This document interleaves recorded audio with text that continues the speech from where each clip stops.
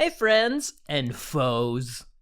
It's Mort of Rebrand, just coming in a little hot to welcome you to this episode with the one and only comedian, actor, brilliant pal, Ron Funches. This is a fun one. We're real psyched to have Ron.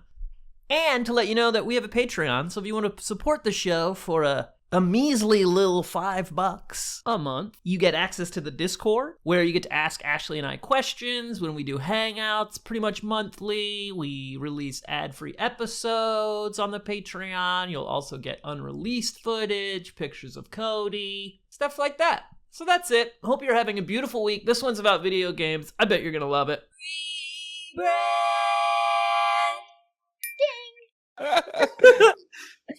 You're probably damn exhausted. No. I bet. That's where I feel like Ashley could use a nap. Yeah, we could just sleep for the length of the podcast, actually. I love naps. I'm a big believer in naps. I try to nap every day if I can. Yeah, but this was my naps are normally about 2 to 4 p.m. That was my normal nap time. I try to subscribe to a naked or naked and afraid type of lifestyle that when the sun's at its highest peak, I want to be in bed.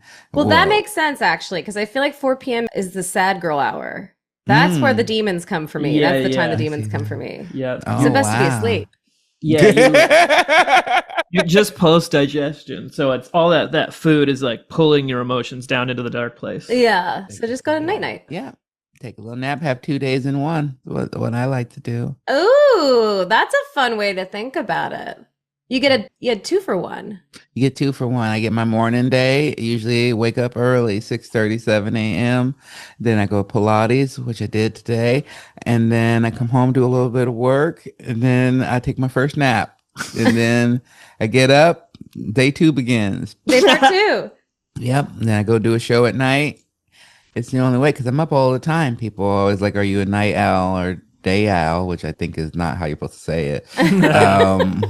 And I'm like, I'm all the time. I'm up all the time. So I got a nap in the middle of the day. And what time do you get to sleep at night at post show?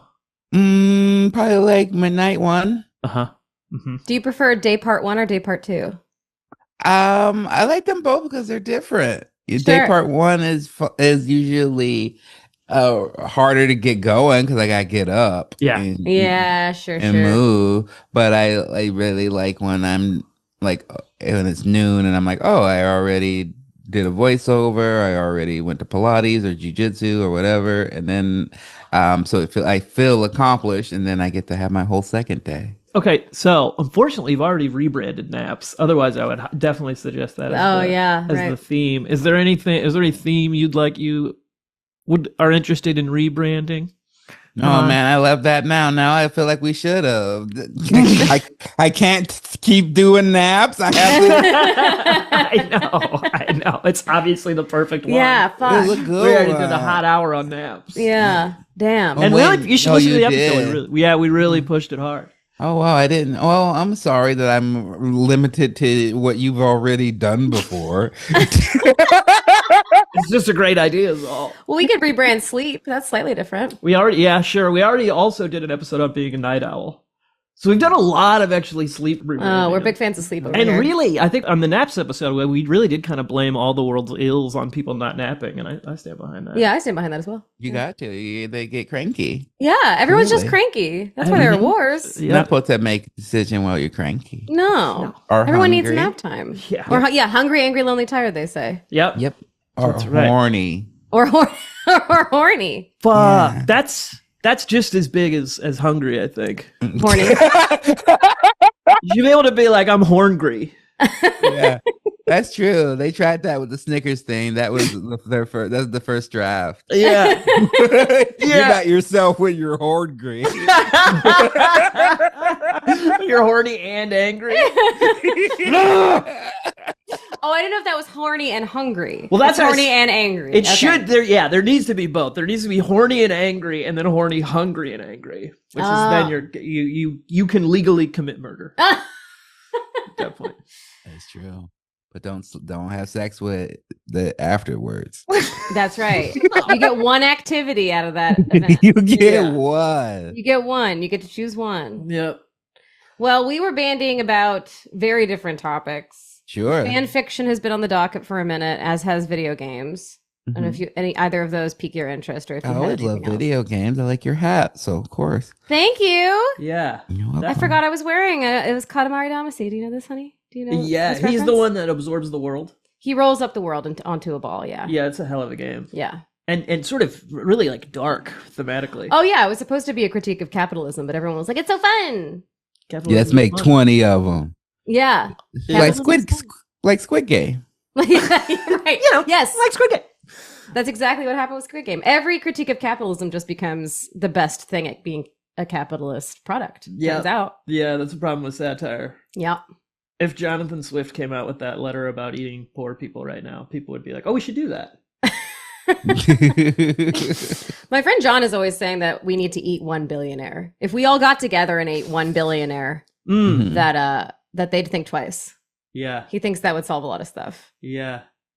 Nah, I mean, that's similar to the Luigi thing, right? It just kind of That's true. So, but I think not then, because then people will be like, "Let's never talk about this again." That's true. Yeah, they'll just hire more Navy SEALs to protect them, probably. That's true. Yeah, I think it was a little misguided that everybody thought that was gonna solve the world. One rich kid with a gun was gonna fix it all. Yeah. Fair. Yeah. Okay. Shall we do video games then? Let's do it. I'm down. And then Ron, how would you like to be introduced? However you like. Oh, I thought we didn't even start yet. Well, I'm gonna leave all that shit in there. I just been like going and then sort of leaving it. Some of them just start with us like arbitrarily and stuff. You know. It's a peek behind the curtain to how us a big time Hollywood celebs figure out what we're going to talk about on the podcast. So are you going to put this intro stuff first then? Yeah. Okay. Yeah. All right. Then shall I do the thing? Yeah. Okay. Hello, welcome to Rebrand, a comedy podcast where we inject new life into tired old brands, whether they be snack food, celebrities, or religious institutions. I am Ashley Birch. And I am Mort Burke. And we are joined by the one, the only... actor, comedian, brilliant sweetheart, Ron Funches. Ron Funches. Thanks for joining us, Ron. Thank you for having me. I know it's not, but it almost feels like my name is a fusion of your two names, but it's not. Yeah. But it feels like it. It feels in the same family of name. Yeah, that's true. Yeah. We did play fake siblings once on a cartoon. We did. I loved it. Happily, my sister. So I think we're fake related. And Conan O'Brien is our dad. What a great family. What a family. That is pretty excellent. What a fun orphanage that is. We're little Ashley and little Ron and Conan's daddy Warbucks or whatever.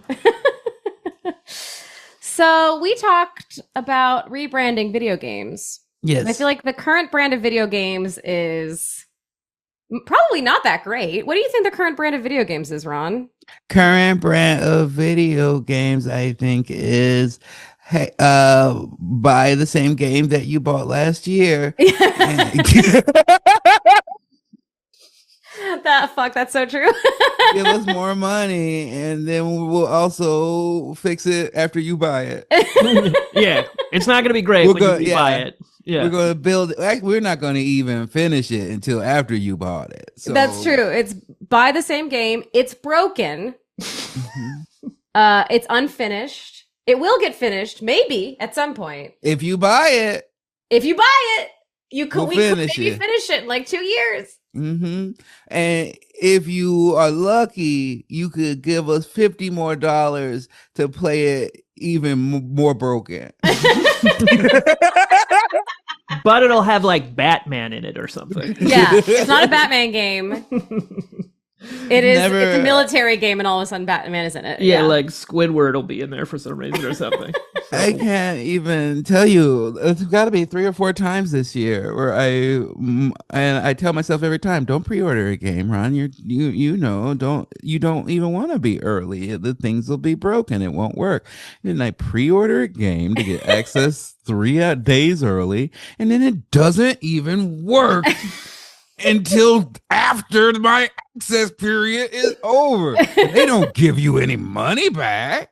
They don't do anything like that. They just like, here's a piece of armor, if anything. Here's a little costume that sucks. You don't even get a good one.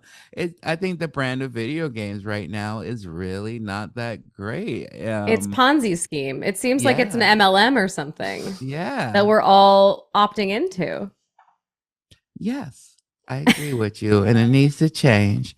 And we need to go back to just having it being fun and silly. I think like anything, it reminds me, I think if you look all over mainstream anything right now, it's not the best, right? I don't feel like mainstream comedy right now is the best. Mainstream music isn't the best. I don't think it ever really is, but like at this point, it feels even worse with the AI stuff and all the things that are going on and a lot of copycats.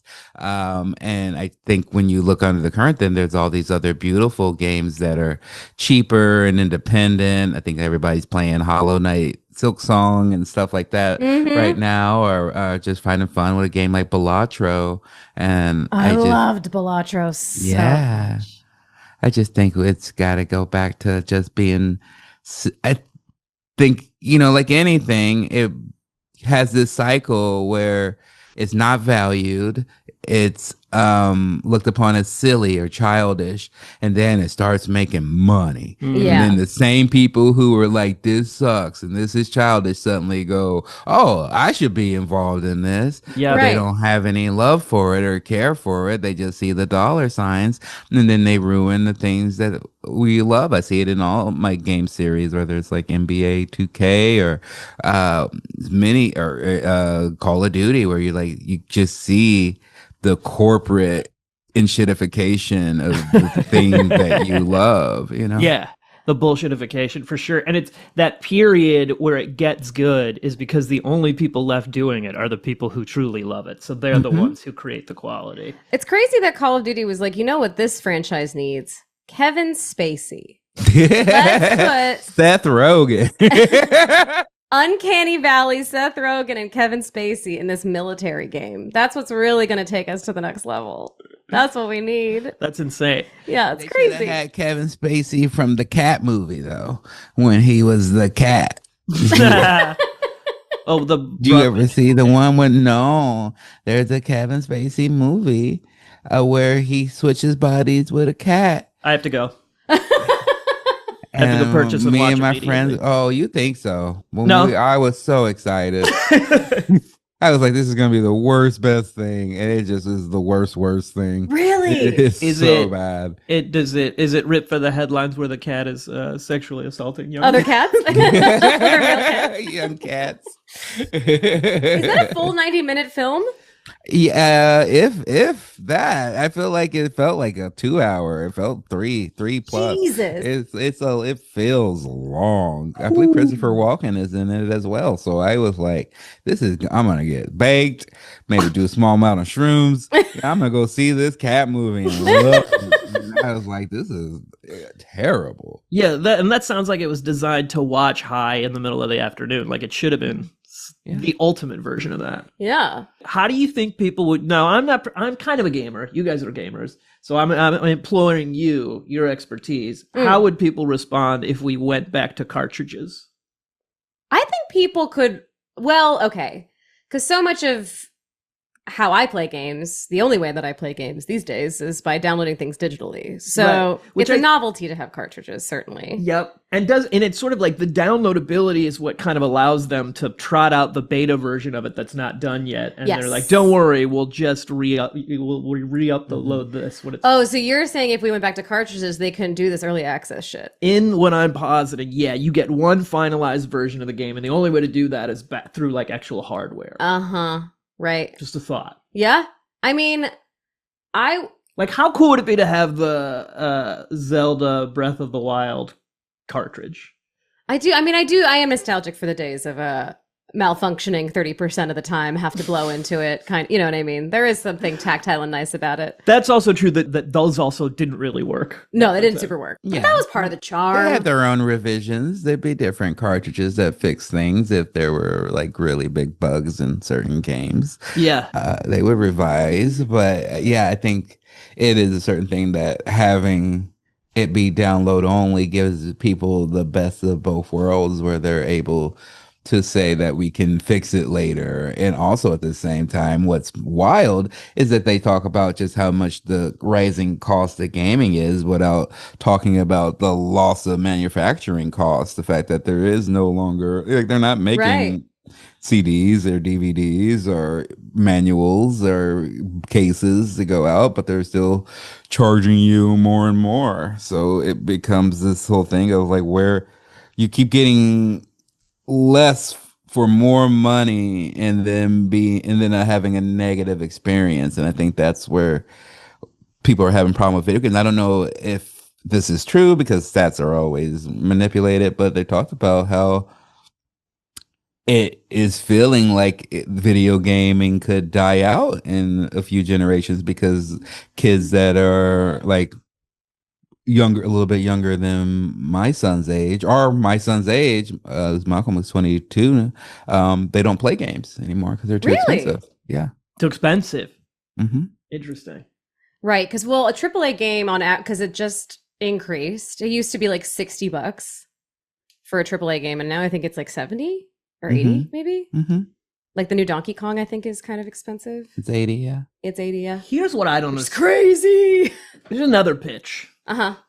What I don't understand is, given all the technology, how come we can't just upload Ron Funches to have Ron in Call of Duty and Donkey Kong? And then, you know what I'm saying? Like, how come I can't be in Tony Hawk's Pro Skater? You want your likeness to get scanned and uploaded. I want it to be me. You want to be in the Matrix. And the Powerpuff Girls. And the Powerpuff Girls. And like Keanu Reeves. Whoa, you know whoa. Yeah, you heard me. I want to decide who the fuck is in these games. I want all my childhood friends. Well, there is You're talking about me's, basically.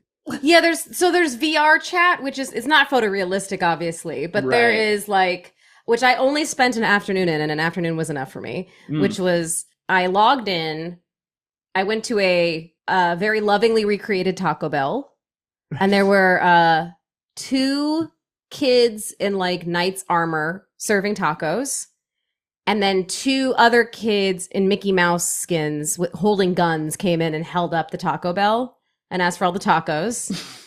And they robbed the Taco Bell, and then I was like, oh, I should leave since there is an active robbery happening in this Taco Bell. I went outside, and then there was a very, very large Barney, the dinosaur, like as big as a skyscraper, and then the game crashed. And I was like, well, this seems like what VR chat is like. Yeah, that's the fever dream you want to live in, Mort. That's basically what it would be like, probably. No, because I don't want other people to have the ability to change the game. I'm saying if I purchase the game... Oh, you want a personalized Mort experience. Yeah, like, so I played a lot of early NES, right? So one of my favorite games was Bionic Commando. So I'm thinking if I was a teenager and I was like, video games suck. And then somebody's like, but what if you are the lead character in Bionic Commando? It's just me with that bionic arm. Ah, okay. You know what I'm saying? So you're saying you want to be able to like reskin maybe even older games, possibly, or you're saying any game. Yeah, any game. You want to reskin any, so you want to be Mario. You want to Yep. I want to do the fucking hat thing in Mario Odyssey. Morty. Yeah. You want it to be a tiny Mort running around. Yeah, Morty. That is pretty good. Yep. Morty. Yeah. It's a me. Fun fact about that, he's actually saying Itsumi Mario, which means Super Mario in Japanese. What? Isn't that fucked up? Yeah, he's not saying it's a me. He's saying Itsumi, which is a Japanese word that means super. Whoa. Super Mario. Yeah, he's going Super Mario. Isn't that fucked up? Yeah. I do think it would be great if we could reskin Mario so that it was you as Mario and me as Bowser, and that's pretty great. Yeah, right? Are you guys just talking about Halloween? Yep. Yep. That's what this rebrand is. Make video games Halloween. I was going to say that I do think that it should be illegal for a game to be longer than 15 hours. That's my main rebrand, is that I do think that games are so long for no reason. Because then that balloons the cost, that balloons everything. The amount of time it takes to make the game, for it to come out. Yeah. But honey, you're the lead in successful franchise Horizon Zero. Only Horizon gets to be as long as it wants. That's what I was looking for. Just my franchise. That's the only one. Well, I'll take one and just say that I don't think that you should have a full AAA role-playing game that comes out in the last few years that doesn't have hair features for black hair or minorities hair. It's so frustrating sometimes when you can only pick, but when you are able to make a character and you are supposed to try to make it like yourself, and then it's usually just like full afro or cornrows. It's just like, that's it. That's all I can choose from, or I have to make this world up where I went and got a perm. I hate it so much, and it feels almost like when it's like a big game that really has a lot of things going for it. And I think like Cyberpunk was one of the last games where I was really like, oh, they just went out of their way to not put any type of black hair in here. Really? It was, and this happens in so many role-playing games. I don't want to say ones and then because there's some where I'm like, oh, hell yeah, look at that. I think Avowed had really good black hair in it. And I'm not sure if either Baldur's Gate did or didn't, and I was either impressed or upset. You either live it or you loved it, and you don't remember. Yeah, don't recall. I think it should switch where it's like innumerable versions of all manner of different kinds of black hair, but the only white hair option is my hair. This big blonde swoop. That's it. That would be great, actually. I would love that. So I'm sure there is like a lack of diversity in video game creation, probably, right? Oh, totally. I mean, when I was recording Horizon, I was really nervous because there were very few games where there was only a female lead. Like, you could choose usually like which gender you wanted to play as. If a woman was an option, then it was like a gender swap, like Mass Effect, where you could either play as a guy or you could play as a woman. And so when I was recording Horizon, I think the last game that had come out that had a female lead didn't do very well. And everyone was like, it's because there was a woman lead. Right. So, you get one shot. Yes. But now that has sort of been cracked open and there are more games with female leads, and that's less of a thing. But I still think the same thing happens for black leads. Like, there was a shooter that had 2 black leads, I think. I'm forgetting the name of it.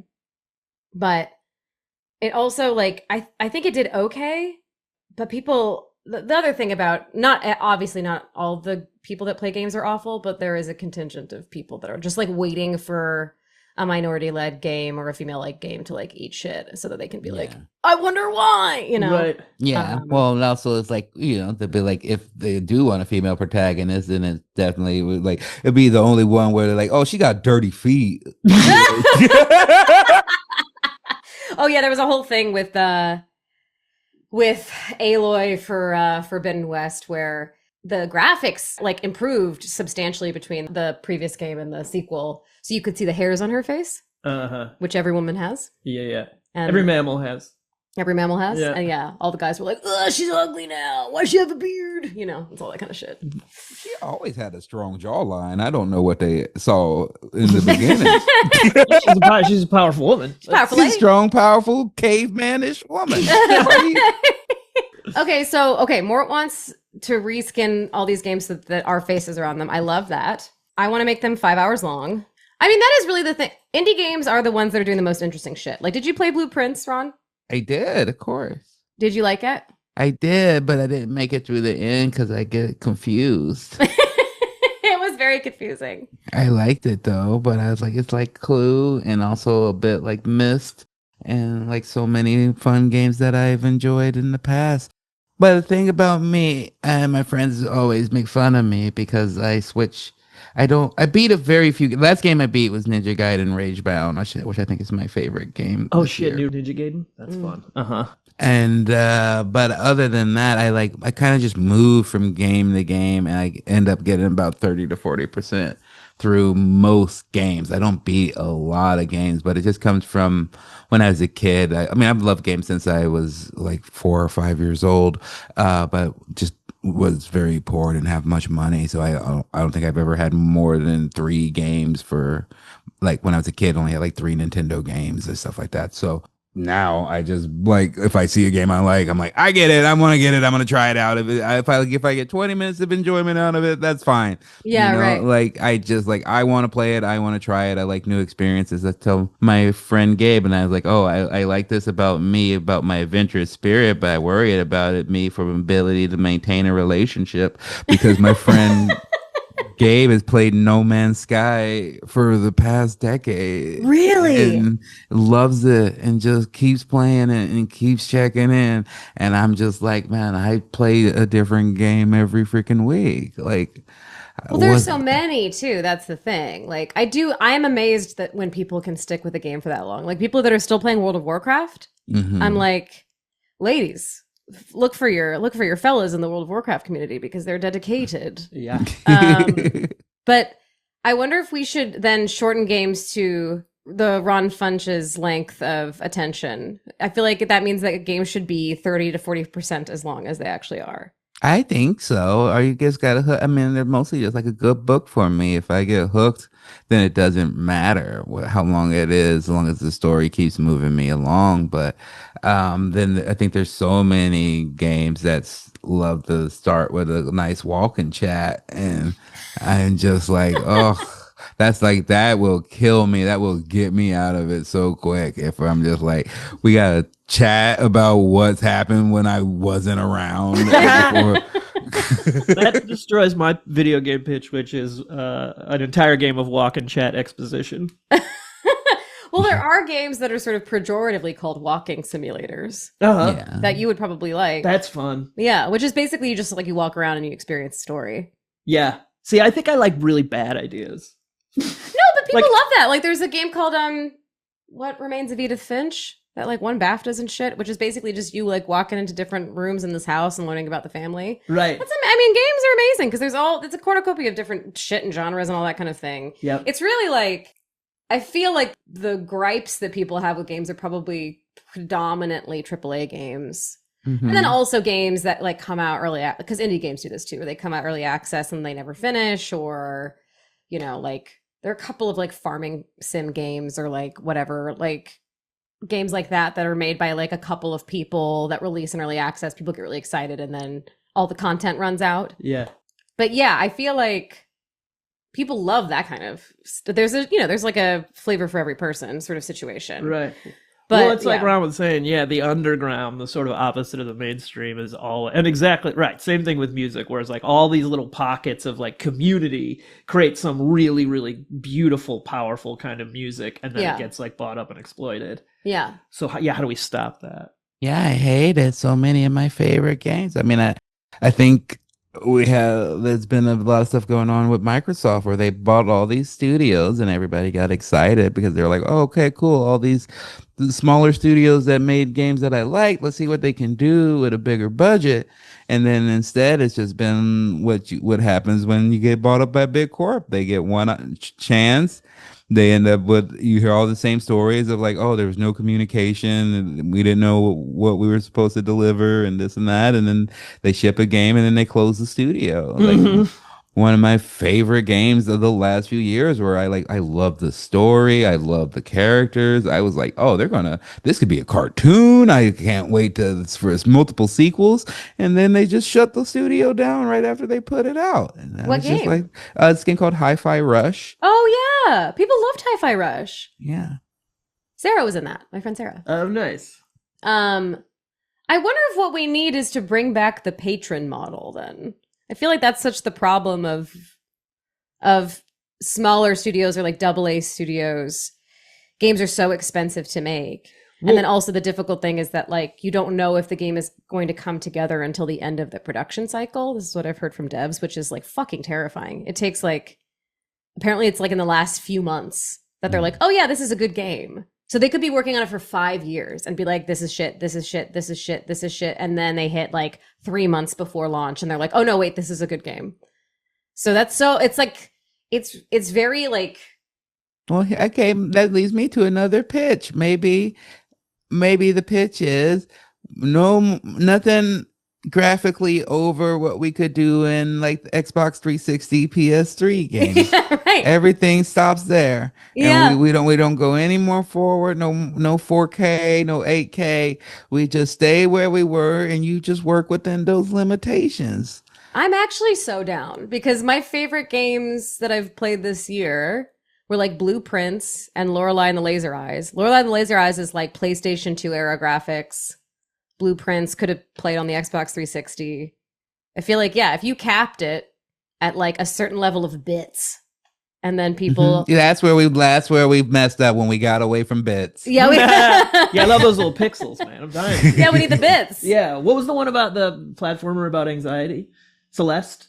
Oh yeah, yeah. That's one of my favorite games. So great. good. Yeah, incredible. Yeah, because this thing happens all the time often where like, with technology where people they start confusing like what quality of camera you're using with the kind of filmmaking that you're creating. So there becomes a thing where what you were saying, Ron, about like purchased by Microsoft, that shit destroys the soul of the piece. Right? Like the corporate and similarly, if you're too obsessed with exclusively like the look of the thing, it's too superficial and it doesn't have the soul of the power of the gameplay like a Celeste. I said my favorite game this year is the Ninja Gaiden game that looks like a 16-bit Super Nintendo game. Dude, I gotta play that. Yeah, you probably is the first Ninja Gaiden was so hard. Is it that hard? It's actually okay if you want to get into it. Well, it's so perfect because it's kind of like a puzzle game. Everybody,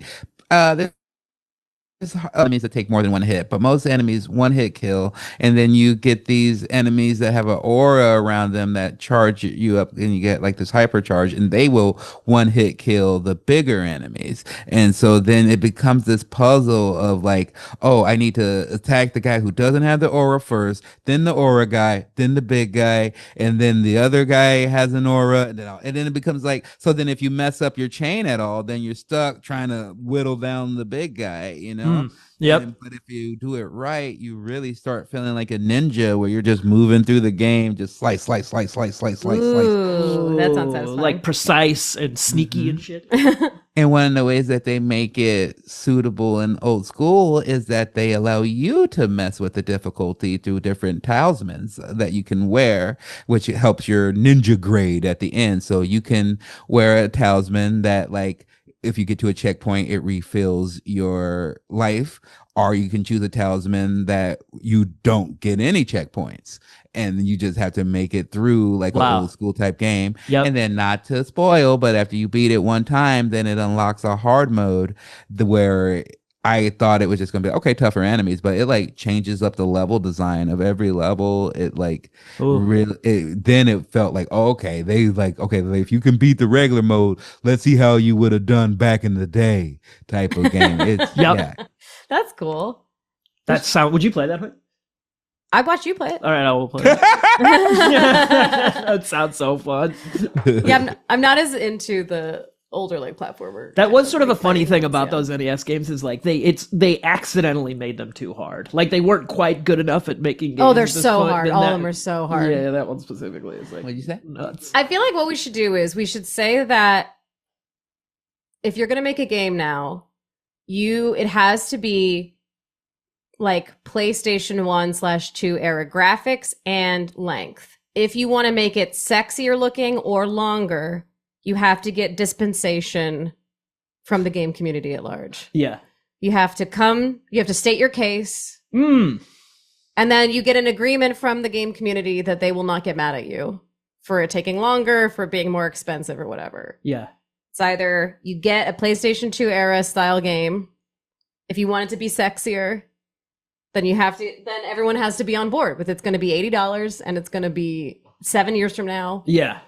And when you say sexier, you mean like more appealing gameplay. Like sexier graphics. Right, okay. Because in my head, that makes me think of sort of like the phenomenon of the kind of like sexist thing of it's just women with giant boobs, which I think... Oh, that was an era for sure. I think that the only way you can do that now is if the men have equally giant penis and balls.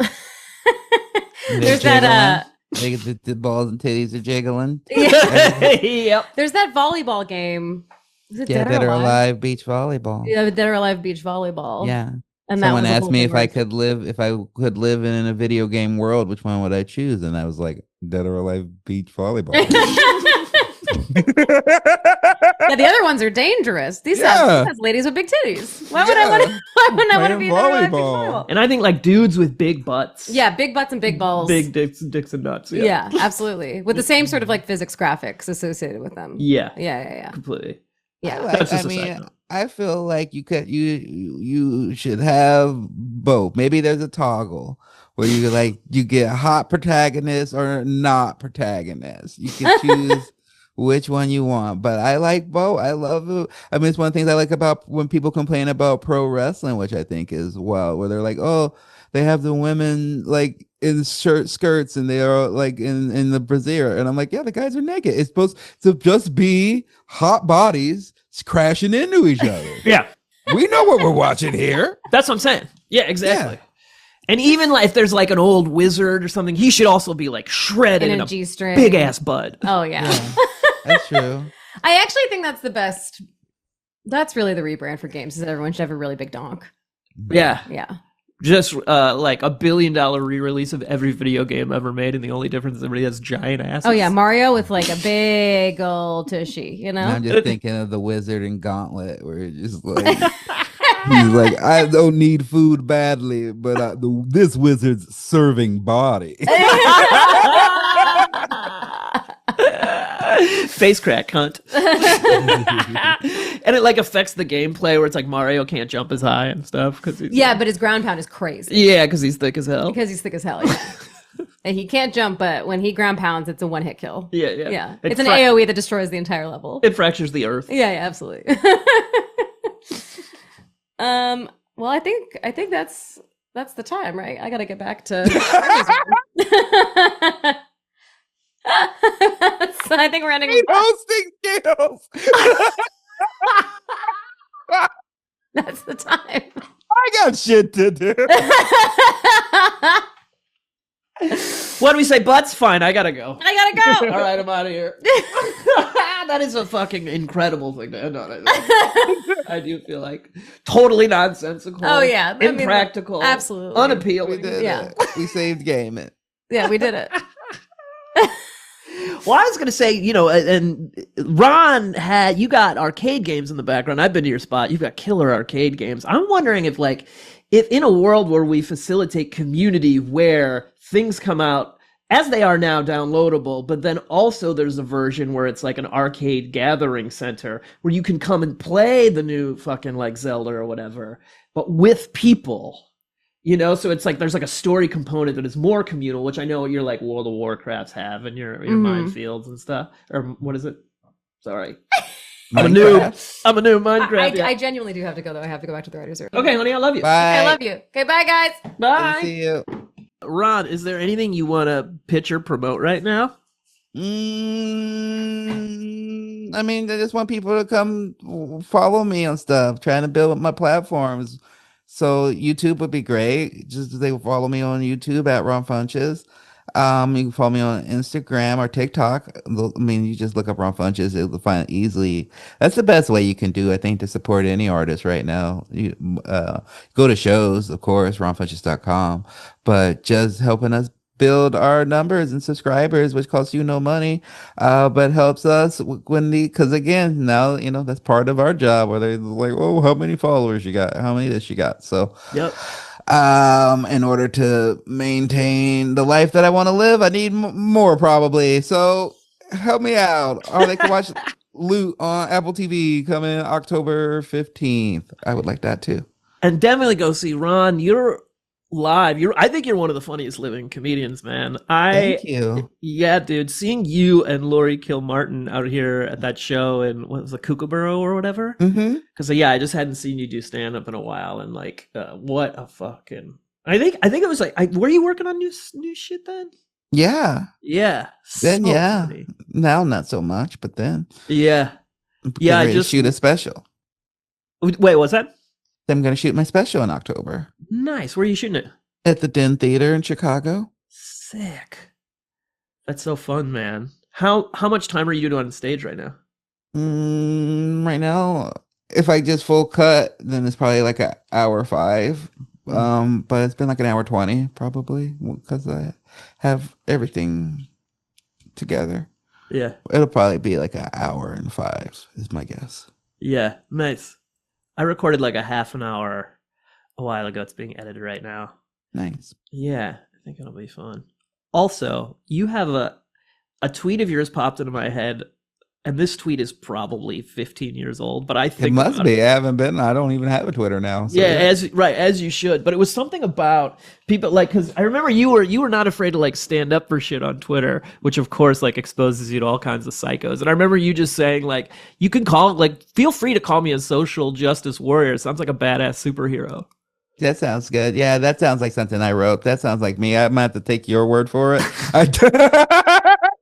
Yeah, but no, it's one of the funniest things. That's why I can't do it, because I'm sensitive. And I also like, it's so funny to me that like both sides of every subject have either come after me on different things. I've had anti-gun people come at me online. I've had pro-gun people come at me online. I've had anti-abortion people. I had pro-choice people. It's just so wild. Like, you really, like, it just feels if you stand up and be like, that seems a little different to me, that you can get attacked on every end.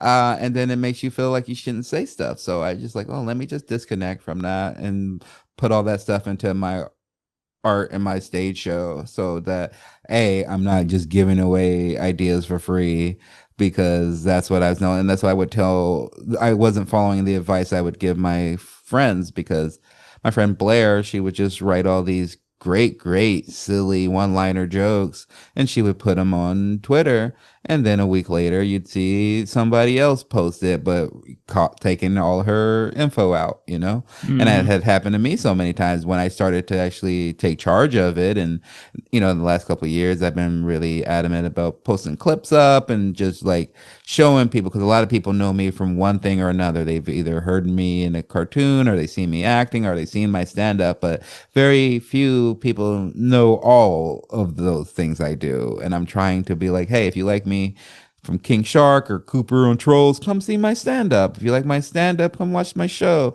I'm trying to meld that all together. And so in doing so, I just have to really, it's kind of like this just slow build, but it seems to be working.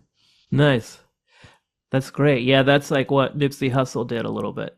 His whole thing, like the vertical integration thing, where he owned the store and the printing company and all that shit. Yeah, I'm trying to get better at business, because I realized that I spent so many years letting my humor and my hard work, because anytime I do anything, whether I'm guest starring or doing whatever, or doing voiceovers with Ashley or whatever, like I give full focus and full heart, and notice how many times that platforms were using my work to help build them, and then once they got to a spot where they felt good, then I wasn't needed anymore.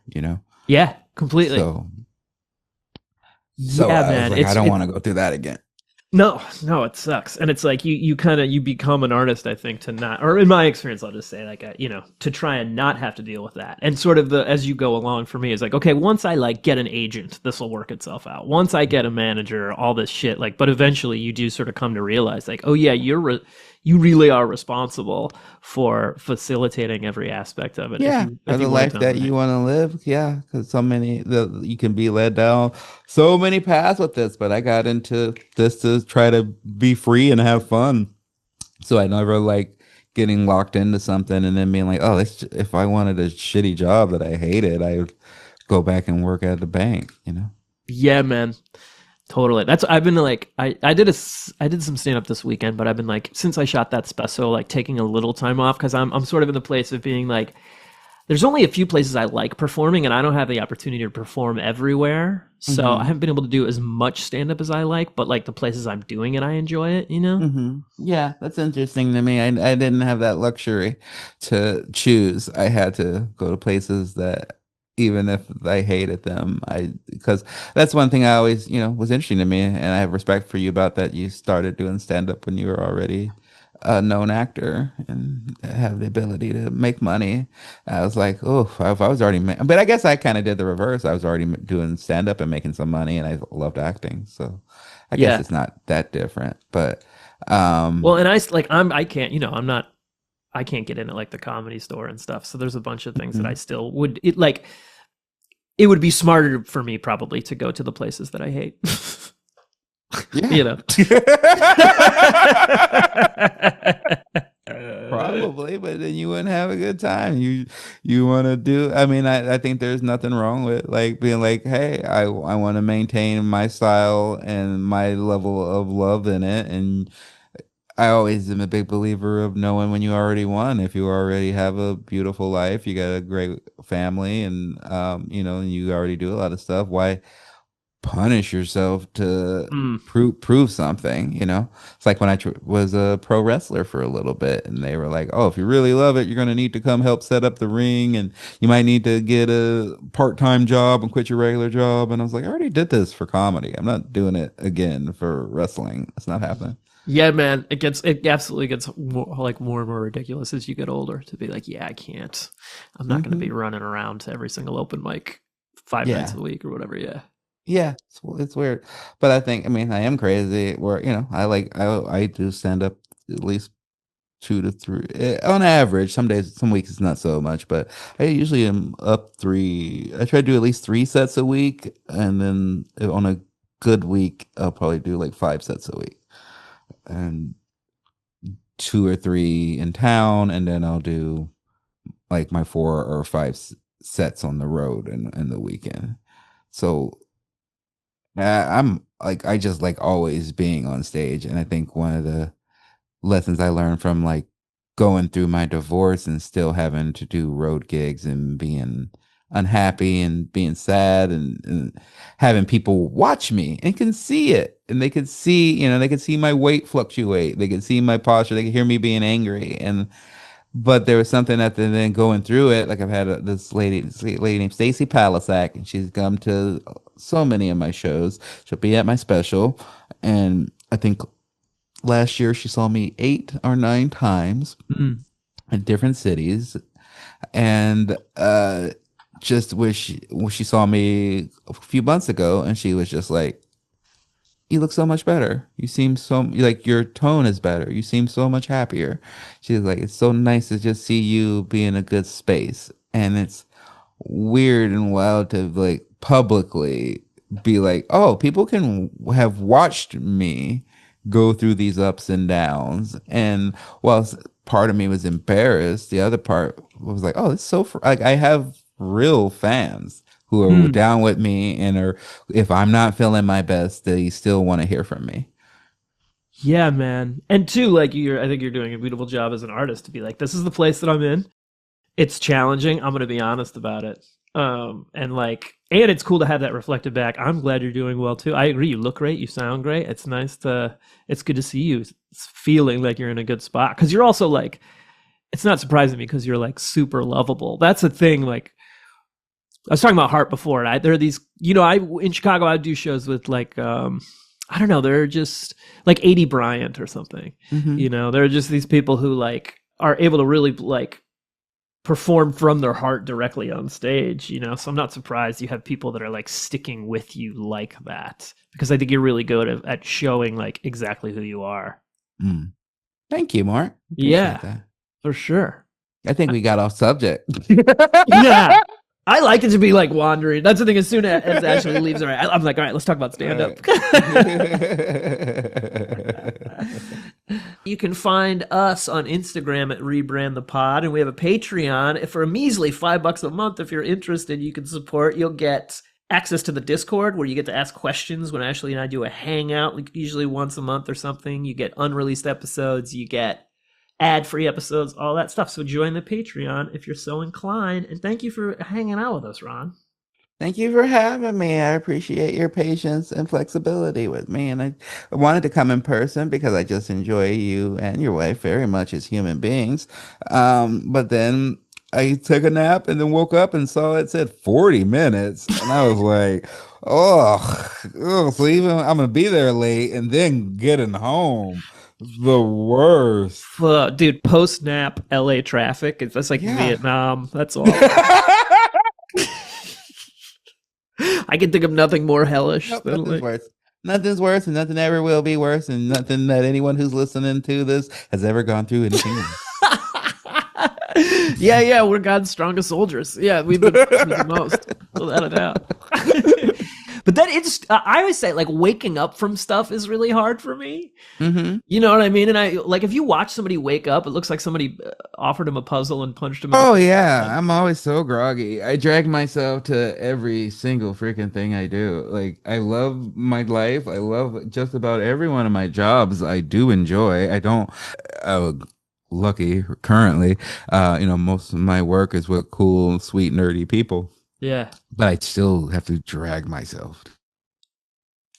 I just want to lay in bed and watch Breaking Bad, hang out.